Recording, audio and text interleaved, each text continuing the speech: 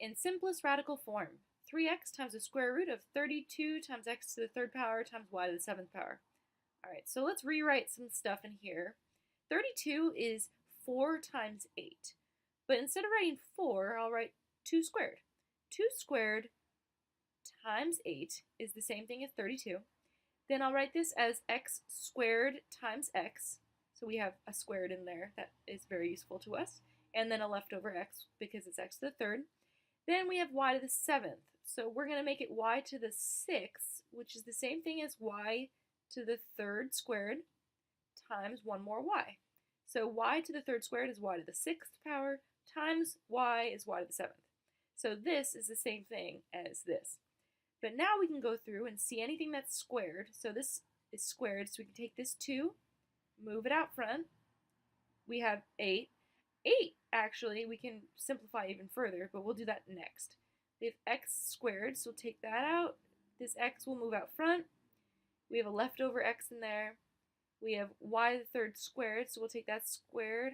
So we have y to the third. That's going to move out front as well.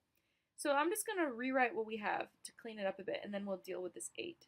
So we have 2 times x times y to the third, and we don't need absolute values because it was y to the seventh, and now it's the third, so because they're both odd, we don't need them.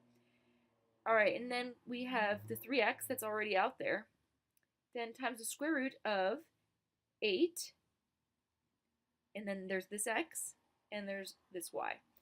So let's multiply these together. So we have 2 times 3, which is 6, and we have x and x, so x squared, and we have y to the third, times the square root. Instead of 8, I will write 2 squared times 2. 2 squared is 4 times 2 is 8, x and y.